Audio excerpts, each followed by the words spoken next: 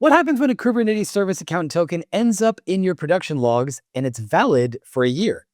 In this episode of KubeFM, I'm joined by Vincent, a platform engineer at IPT in Switzerland, to unpack a real-world incident that exposes some of Kubernetes' most misunderstood defaults. We break down what's actually inside a service account in JWT, why audience scoping matters, how Vault integrations can introduce hidden risk, and how legacy token behavior can quietly expand your blast radius. We also cover the evolution towards projected tokens and the token requested API, and what platform teams should be doing today to reduce exposure. If you care about Kubernetes identity, authentication, and security trade-offs in production, this episode is definitely for you. This episode of KubeFM is sponsored by LearnCube. Since 2017, LearnCube has trained Kubernetes engineers all over the world with their courses. Courses are instructor-led, 60% practical and 40% theoretical. They are given in-person and online, to groups, as well as individuals. And students have access to the course materials for the rest of their lives. For more information, go to learncube.com. Now, let's get into the episode with Vincent. You're tuned in to KubeFM. Vincent, welcome to KubeFM. What three emerging Kubernetes tools are you keeping an eye on?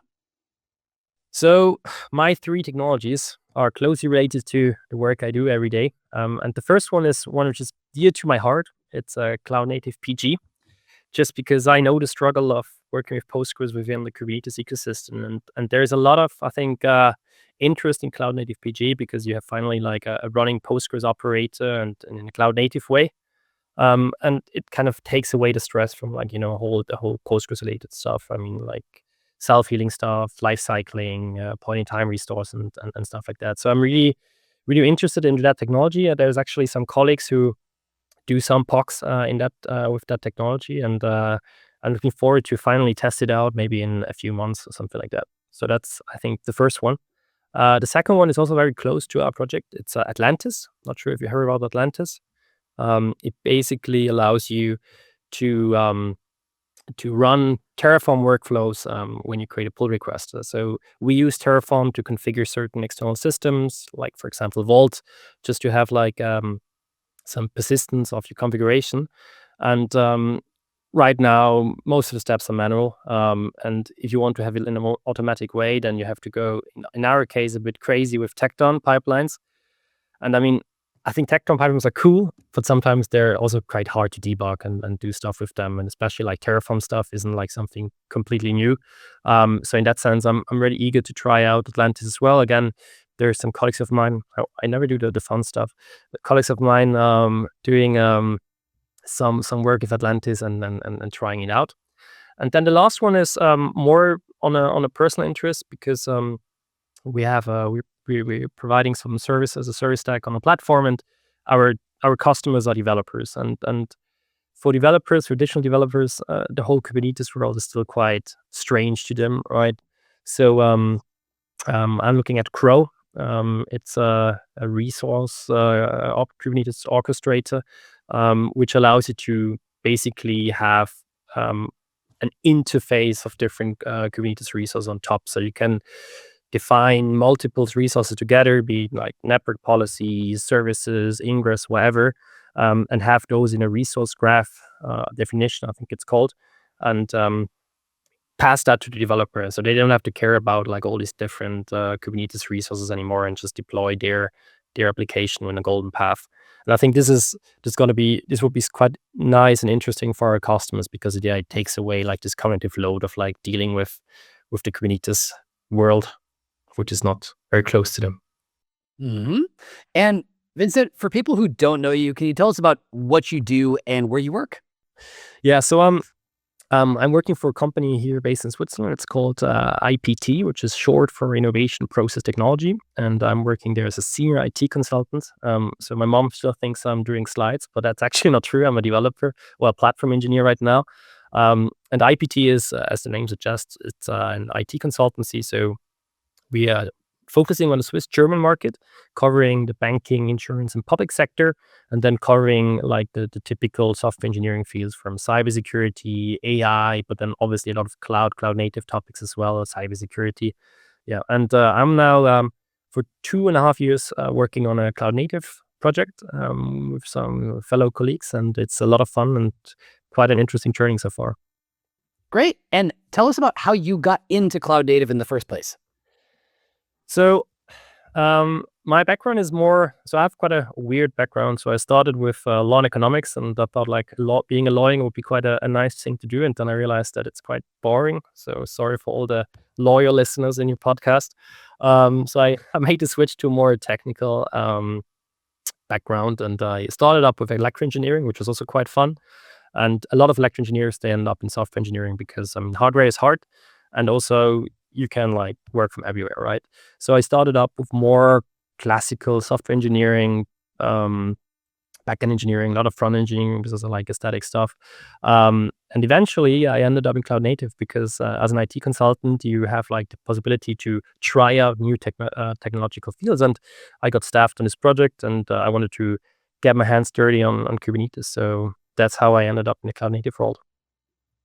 And what were you before cloud native? I understand the legal background, but in terms of what kind of technologies were you working with prior to getting involved in this area? Yeah. So I would say I did a lot of kind of data engineering stuff and data science stuff with like the typical stack, Keras, TensorFlow back then, and Python obviously. And then I also had some fights with front end, React mostly, or TypeScript. And between that, I did some additional scripting. But I mean, I always saw myself as a full stack engineer because I love to touch all these different fields, and was eager to kind of learn new technologies, right? So yeah, I would say most of it front end, most of it data engineering and data science.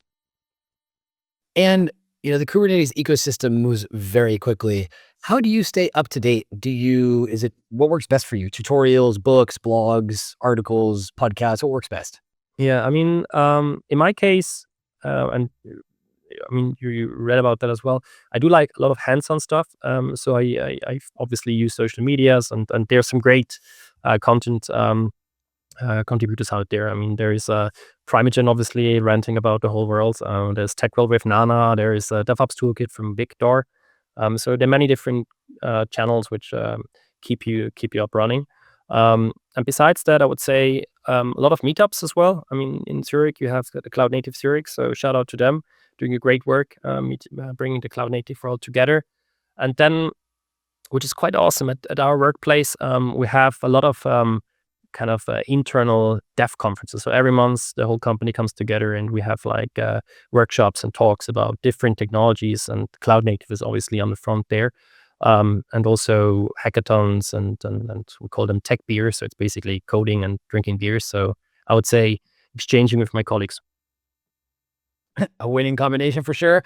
I would also like to echo the shout out to Cloud Native Zurich. I haven't been able to go to a meetup there. I would like to, but I've just seen it for years, time and time again.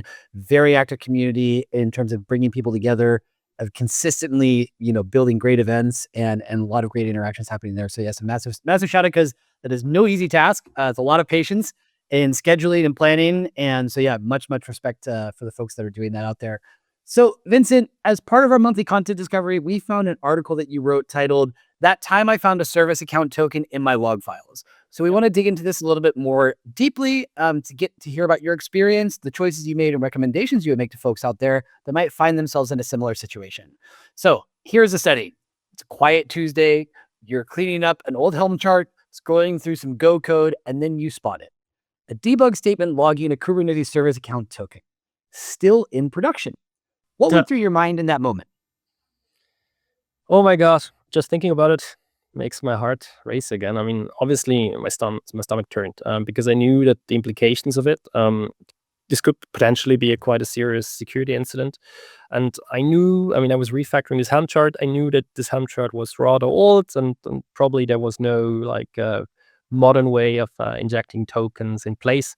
So I was using my JWT CLI tool to kind of decode this JWT token, and voila.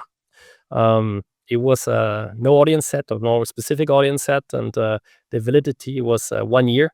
So yeah, quite a cool combo. Then after that, my mindset shifted a bit. I was then like calling my colleagues, and we were like, okay, what shall we do? So we basically like followed incident response. We we stopped the further leakage. We looked at the blast radius. Okay, what's actually impacted, right? We changed the credentials and we updated the workload to no longer publish this credential into production.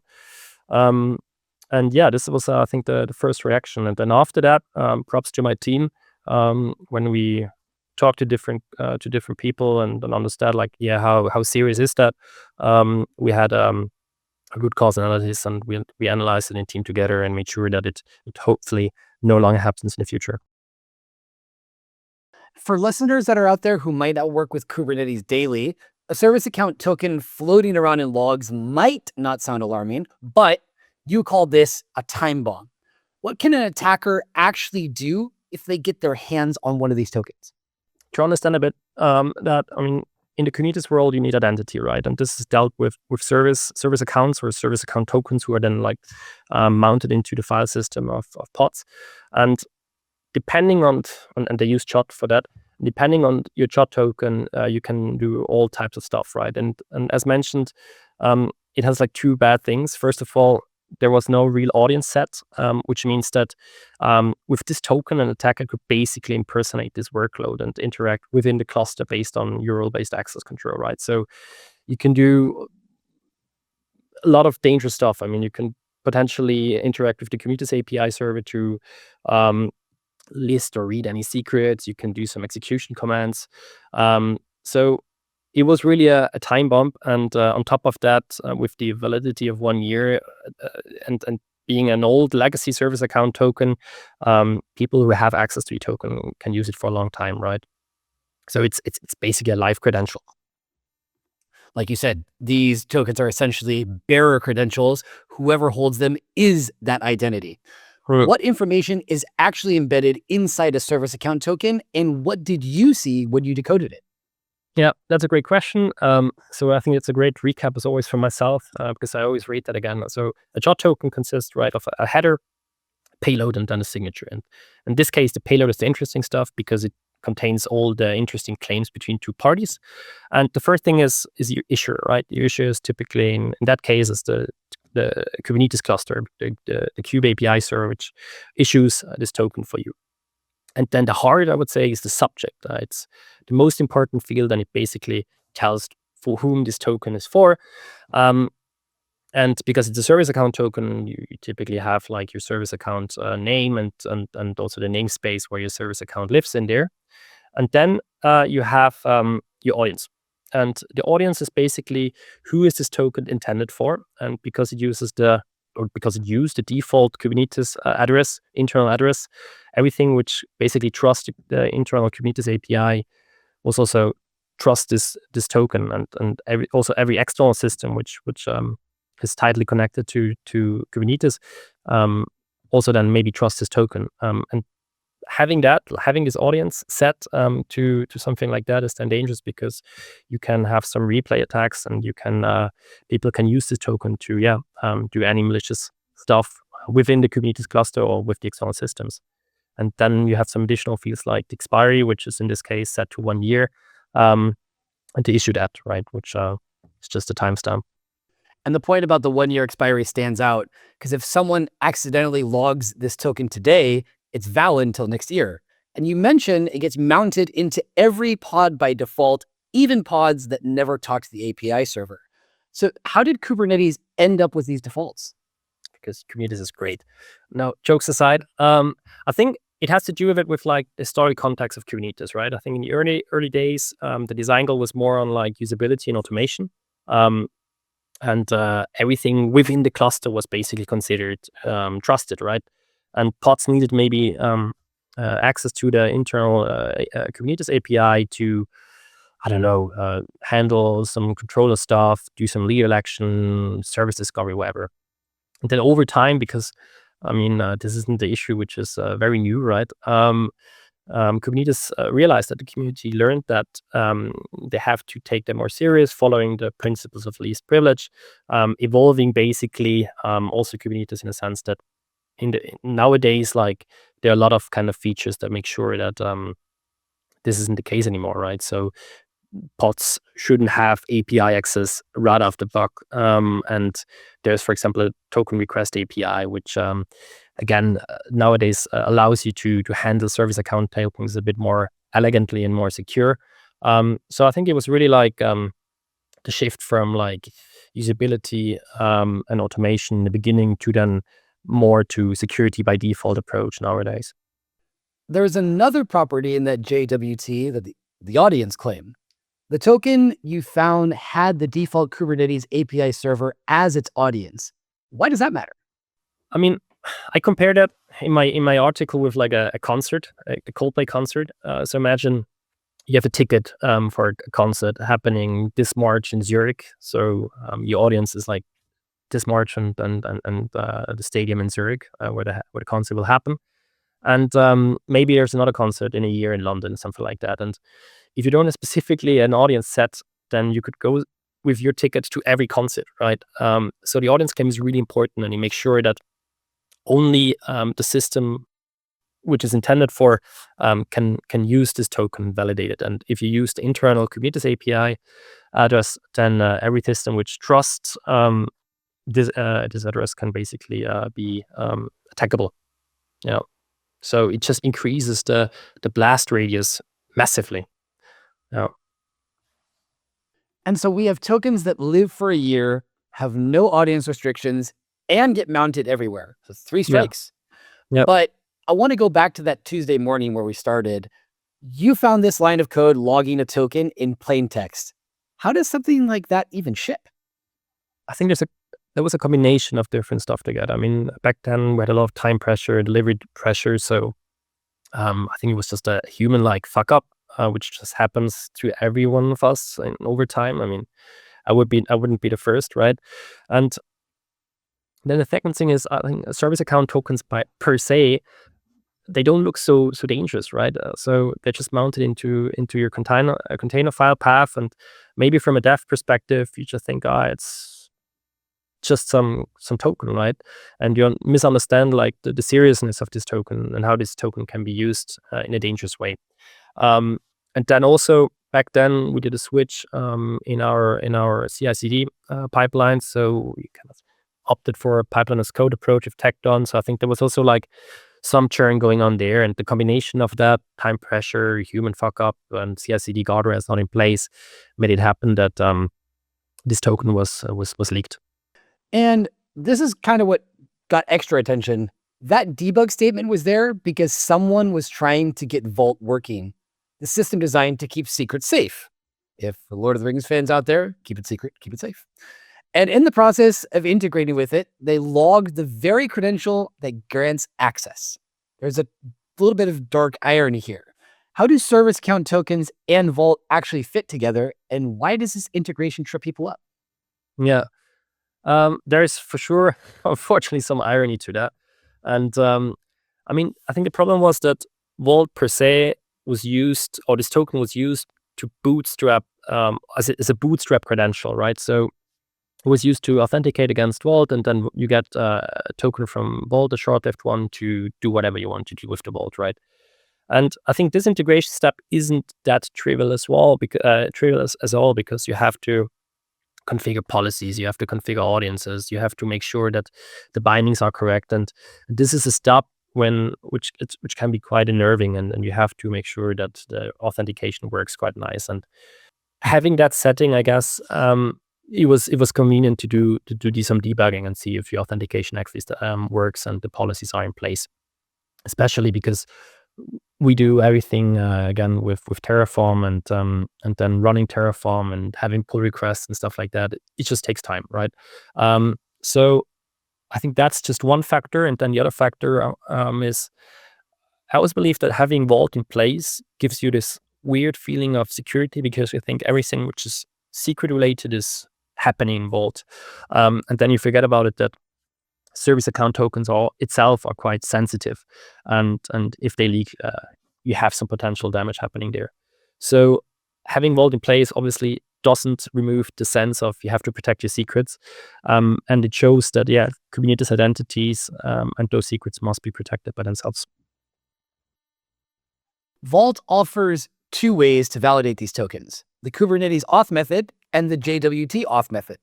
They sound similar, but have different trade-offs. When would you choose one over the other? Yeah. So there is this quite neat feature that you have Kubernetes auth method, which means that Vault basically communicates with the Kubernetes API server. I think they talk with the token review API, and they validate if this token is actually coming from Kubernetes and not. And then based on that, they exchange the token, and you can do some crazy stuff, right? So there's some quite tight coupling, which made it quite easy as well to work with it and to set it up. What you need for that though is you need network access on Vault side, and you have to trust the Kubernetes API, right? So if that happens within the cluster, if you use, for example, a Vault within a cluster to do some kind of access management, secrets management, it's quite the way to go. And then the other way is in general like shot authentication. And there you don't have such a tight coupling. I mean, you basically have Vault then validating the shot token against OpenIDC, and see if it works and if the token is valid. So this allows a bit more a cross-platform approach. So if you want to, for example, use Vault to do secrets management, access management cross platforms, it's a way to go. But obviously, it's harder because you have to make sure that OpenID works, and you have to make sure that Vault is able to connect. So we've got long-lived tokens, no audience scoping, automatic mounting everywhere, and a Vault integration that's tricky enough that people resort to logging credentials to debug it. Is there a way out of this? And has Kubernetes evolved to address any of these problems? Luckily, yes. It's actually, they evolved a lot. So one thing which was a big improvement was the introduction to token request API. So this idea of having like these static legacy service account token isn't like something which we have nowadays in the newest versions of Kubernetes. Nowadays, how it works, if you do actually mount or you want to mount some kind of service account token into your pod, then I think Kubernetes communicates with the token request API, and then you get the projected volume, a service account token injected into your pod. And which is quite nice, you have to specify the audience and also the time to live. So now you have like a token which is maybe valid only minutes or hours, which obviously again make the blast radius quite small. And you have the audience scoping, which then limits the risk of some kind of replay attacks. And on top of that, having the token request API, you can also, as mentioned, remove the need of like having this automatic mounting of tokens in pods, because not every pod needs access to the Kubernetes API server. Short-lived, audience-bound, auto-rotating. If a projected token leaks into a log file the same way that legacy token did, how is the situation different? I mean, it's still not cool. It's still a mess up, but obviously, again, the blast radius isn't that great. So I wouldn't say it's a huge bump. It's a tiny little bump, because you have a way shorter lifetime defined on your time to live, maybe minutes, maybe hours. Then you also have automatic rotation of your Kubernetes tokens. So it can be that Kubernetes refreshes the token and the leaked token is no longer valid. And hopefully you have audience restrictions in place, so you don't have this issue of anymore that having the default Kubernetes internal address leaked to everywhere, and you can use it. Projected tokens have been available since Kubernetes 1.20. That's some years ago.